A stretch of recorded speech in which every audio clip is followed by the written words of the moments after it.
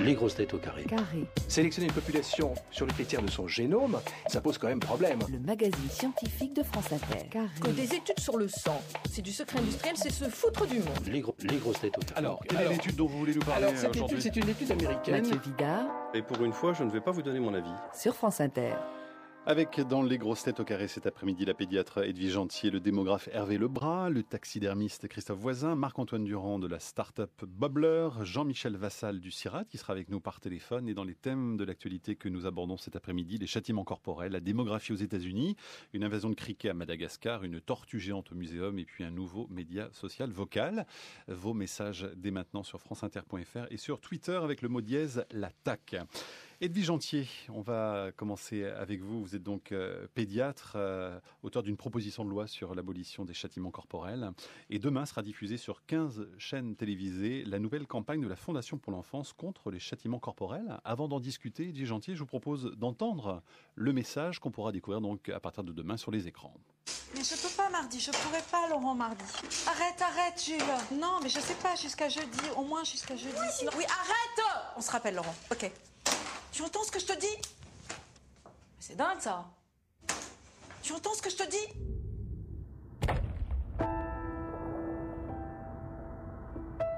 Voilà, donc ça c'est un petit film destiné à marquer les esprits avec, sur la musique qu'on entend en ce moment, l'image au ralenti qui a été choisie pour montrer la violence physique d'une gifle et le message de la Fondation pour l'enfance qu'on peut lire sous les images.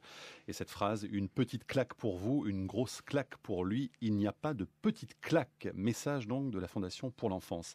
La claque justement, Edwige Antier, c'est une violence à part entière? Absolument. Souvent, on veut négocier. Non, mais moi, c'est juste des tapes sur la couche, sur la main, derrière la tête, ou alors pas derrière la tête, mais sur les joues. On négocie, mais il n'y a pas à négocier. Frapper un enfant, c'est de la violence sur son corps. Et il ne faut pas le faire. Il ne faut même pas dire, en levant la main, tu vas t'en prendre une. Même cette phrase-là? Même. La phrase en elle-même. Pourquoi? Parce que grandir sous la menace ne permet pas de se développer de façon harmonieuse. Je suis pédiatre de 2 générations, de plus de 35 ans. Quand je suis arrivée à l'Assemblée nationale, l'opportunité d'être députée, ça a été tout de suite mon premier geste. Il faut abolir les châtiments corporels envers les enfants. Ce n'est pas éducatif. Et bien sûr, je l'ai fait, tout le monde a dit une bonne fessée. Mais non, il n'y a pas de bonne fessée et il n'y a pas de petite claque. C'est ce que vous dit cette campagne. Alors justement, quand on parle de châtiment corporel, on parle de quoi exact? Ah oui, c'est très précis. Merci beaucoup Mathieu de le préciser. Châtiment corporel, ça veut dire toucher le corps d'un enfant physiquement pour le châtier. Ça veut dire on veut l'éduquer, on le punit avec ça. Or, ça n'éduque pas. Vous avez un geste d'agacement parce que votre enfant a traversé la rue, vous avez eu très très peur. C'est pas un châtiment corporel. Vous l'avez pris durement parce que vous avez eu peur. Mais sachez que par contre, c'est pas pour ça qu'il va pas recommencer. L'éducation, ce n'est pas ça. Et on tape et on recommence. Et on tape et on recommence. Et on endurcit les enfants. Alors, je vais faire un petit sondage, mais autour de cette table, je pense, Christophe Voisin, vous avez reçu des claques, des fessées étant petit. Oui, quelques-unes. J'imagine, même si rapidement, plus personne n'a eu envie de vous en donner, j'imagine, vu votre physique. Hervé Lebras, même chose? Non, ah, je non crois que non. Oui, ah, c'est non, vrai. J'étais d'une famille d'universitaires qui partageait déjà la vie de Madame Antier. C'est vrai, il y avait déjà... Aujourd'hui, mais ça n'empêchait pas les châtiments psychologiques. Ah, voilà. Ouais. J'ai d'ailleurs fait une deuxième proposition de loi sur les violences physiques et psychologiques. Et tu vas t'en prendre une, c'est une violence psychologique. Ouais. Marc-Antoine Durand? Non, moi ça va. Non plus. Pas de petite claque, rien du tout. Non, un petit peu, mais ça va. Bon, en tout cas, on pourra vous rétorquer, Edwige Antier, c'est-à-dire ce que souvent les gens vous disent, qu'une petite claque ou une fessée dans l'enfance, ça marque pas forcément Oui. de façon indélébile la vie, Voilà, on va me dire ça m'a pas tué. Je dis encore heureux.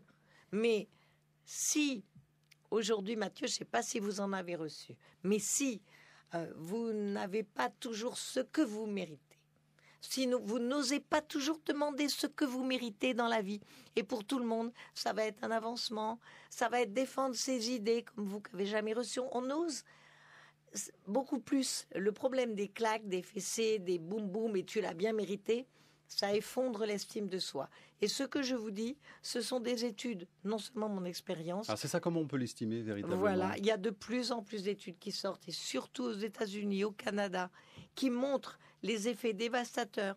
Les enfants deviennent sournois, ils ont des mauvais résultats scolaires et ils s'endurcissent. Alors, pas tous. Certains vont rester quand même bons, positifs, parce qu'il y a eu le message, parce qu'ils n'en reçoivent pas tout le temps. Mais ils n'en auraient pas reçu du tout. Eh bien, ça serait encore mieux. Et donc, vous avez aussi des images en IRM maintenant. Et vous allez voir comment l'IRM, dans les années qui viennent, vont montrer de plus en plus les effets dévastateurs sur les zones de la mémoire, sur les zones de l'empathie, les effets dévastateurs des petites claques, fessées, pinçages d'oreilles répétés. Donc arrêtez les parents. Vous l'avez fait parce que vous croyez bien faire. Maintenant qu'on vous dit stop, arrêtez. Hervé Lebras, vous parliez des châtiments psychologiques par rapport aux châtiments corporels. Qu'est-ce qui est le pire au fond? Même s'il n'y a pas d'échelle à fixer, mais enfin... Non, disons, c'est quand même le châtiment corporel parce qu'il est constatable, alors que le châtiment psychologique, c'est très difficilement constatable. Donc, je crois que c'est une bonne chose d'abord de s'attaquer à ce qui est constatable. Après, il va falloir entrer dans la définition de ce qu'on appelle psychologique. Et c'est comme c'est comme les violences conjugales. J'ai participé à l'Assemblée, à l'établissement de la loi sur les violences conjugales. Physique et psychologique. Et on avait du mal avec la frontière. C'est une loi qui était très fine, mais on l'a fait. Donc aujourd'hui, on ne peut plus taper sur sa femme, mais on peut taper sur son enfant, un être petit en voie de développement. Ouais. Pourquoi cette campagne-là en ce moment, d'ailleurs? Parce que l'opinion française, vous savez, la France, c'est le dernier pays d'Europe à ne pas y passer. L'Allemagne a fait la loi. Parce qu'on me dit des fois on n'est pas des Scandinaves, mais l'Espagne a interdit les châtiments corporels. L'Angleterre, c'est plus... C'est le fouet qui était interdit. Un plus résistant. L'Angleterre ne l'a pas complètement fait. Mais l'Espagne, le Portugal, l'Allemagne, la Pologne, des pays très catholiques, ont aboli les châtiments corporels. La France doit le faire parce qu'elle a signé la Convention internationale des droits de l'enfant. Et le Conseil de l'Europe vient dans cette campagne et la rappelle à l'ordre. On sera obligé de le faire. Mais il faut des campagnes pour que les parents comprennent que ce n'est pas contre eux, qu'ils auront au contraire plus d'autorité, sans lever la main. Marc-Antoine Durand. Oui, moi, ma question c'est comment est-ce qu'on met en pratique justement cette interdiction ou cette préconisation et comment pratiquement on l'inscrit dans un cadre légal, c'est-à-dire qui implique une forme de contrôle aussi, j'imagine. Bien sûr. Alors c'est une proposition de loi pour le code civil, pas pour le code pénal. Pour le code civil, ça veut dire qu'aujourd'hui, lors des mariages, on vous lit l'article à toute la communauté qui dit que l'enfant sera associé aux décisions qui le concernent selon son âge et son degré de maturité. Déjà, l'écoutons bien. Et puis, on mettra, et les châtiments corporels sont abolis dans l'éducation. Ensuite, quand un enfant est frappé, eh bien, autour, la communauté éducative, les PMI, les professeurs, mais aussi les éducatrices d'école, de crèche, pourront dire non, monsieur ou madame, ça ne se fait pas, vous le savez. Et si la réaction est oui, j'ai craqué, je sais bien et je ne le fais pas, bon, après, c'est juste, voilà. Ouais. Après, si ça se répète, eh bien, il y a l'aide à la parentalité, ce que nous appelons la parentalité positive. Comment faire? Et là encore, vous retrouvez toutes les PMI, la CAF, tous les réseaux en France pour aider.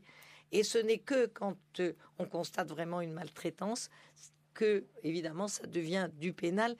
En Scandinavie, en Finlande, en Suède, les papas ne sont pas allés en prison. Alors les gens qui répètent ça, stop. Alors il y a quand même eu un cas très récent dans l'actualité. Le tribunal correctionnel de Lille a condamné à 6 mois de prison avec sursis une femme ayant donné la gifle à sa fille de 9 ans. Quand même, 6 mois de prison avec sursis, Edwige Jantier. Qu'est-ce que vous pensez de ce verdict qui paraît quand même assez disproportionné, non ? Eh bien, je remercie les juges. Les juges, souvent, ils ont entériné déjà qu'il ne faut pas lever la main sur un enfant. Alors, bien sûr... Mais là, c'est très sévère, non ? Vous ne trouvez pas ? Parce qu'on le sort de son contexte. Les juges ont forcément apprécié dans quelles conditions, quel était le message, quels sont les... Il n'y avait pas d'antécédents chez cette femme. Elle n'était pas connue des services sociaux, donc là-dessus... Oui, mais pourquoi la petite fille était allée se plaindre? Ça n'allait pas. Forcément, ça n'allait pas. Avec sursis, ça veut dire à la mère, stop, vous n'avez pas le droit. C'est très bien. Flavie nous dit ceci, j'ai reçu 2 ou 3 fessées quand j'étais gamin, c'est Flavien d'ailleurs qui nous écrit, je remercie mes parents de me les avoir donnés car elles m'ont permis de me rappeler que j'étais sorti des limites. Beaucoup de personnes que je connais qui n'en ont jamais reçu sont des personnes asociales. Alors, qu'est-ce que vous pensez? Oui, les statistiques montrent au contraire que les enfants qui n'en ont pas reçu sont beaucoup plus obéissants. Alors qu'il y ait de temps en temps un cas qu'on peut discuter, mais moins les enfants reçoivent de châtiments corporels et plus ils sont obéissants et performants à l'école. Comme Hervé Lebras, vous voyez, qui a fait une brillante carrière. Ça peut être un effet de sélection, c'est-à-dire que c'est les plus turbulents qui encourent les châtiments. Alors ça, c'est l'excuse. Non, mais vous comprenez, parce que mon enfant est difficile. Eh bien, plus vous taperez dessus, plus il va être difficile. En tout cas, la campagne commence demain sur les écrans. Et je rappelle, Edwige Gentil, que vous êtes l'auteur d'un livre qui s'appelle « L'autorité sans fessée », qui était sorti en 2010 aux éditions Robert Laffont.